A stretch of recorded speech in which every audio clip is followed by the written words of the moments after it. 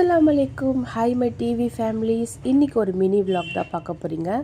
அம்மி வீடு ஷிஃப்ட் பண்ணியிருக்காங்கன்னு சொன்னல ஃப்ரெண்ட்ஸ், அவங்களுக்காக இன்றைக்கி கொஞ்சம் சாப்பாடு ரெடி பண்ணிவிட்டு போகலான்னு சொல்லி மட்டன் தான் ஃப்ரெண்ட்ஸ் நான் இன்றைக்கி பண்ண போகிறேன். மட்டன் பெப்பர் கிரேவி பண்ண போகிறேன். சூப்பராக இருக்கும் ஃப்ரெண்ட்ஸ்.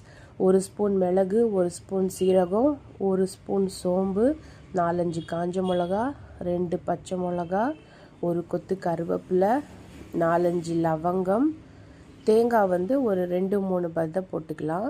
வெங்காயம் ஒரு 3, தக்காளி ஒரு 3, இது எல்லாமே போட்டு நல்லா நம்ம நைஸாக அரைக்க போகிறோம் ஃப்ரெண்ட்ஸ். அரைச்சி எடுத்துகிட்டு முந்திரி இருந்தால் கூட நீங்கள் சேர்த்துக்கலாம். நான் முந்திரி இல்லைன்னு சேர்க்கலை.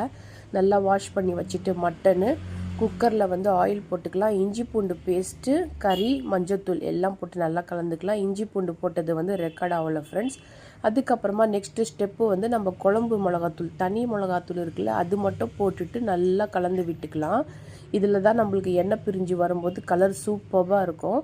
அதுக்கப்புறமா நம்ம ஒன்றா என்னென்ன மசாலா இருக்கோ சேர்த்துக்கலாம். குழம்பு மிளகாத்தூள், தனியாத்தூள் எல்லாம் நம்ம கலந்து விட்டுட்டு உப்பு, கொத்தமல்லி எல்லாம் போட்டு நல்லா ஒரு பெரட்டிட்டு நம்ம வந்து அந்த அரைச்சி வச்சுருக்கிற நம்ம இந்த பேஸ்ட்டை நம்ம ஆட் பண்ணிக்கலாம்.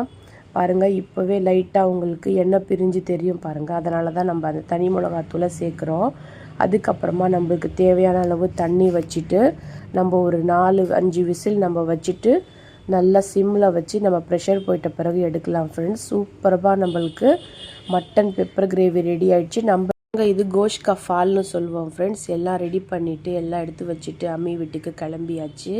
அங்கே போய் நான் என்னென்ன பண்ணேன், எப்படி ரெடி பண்ணேன்னு என்னோடய வீடியோவில் ஷேர் பண்ணுறேன்.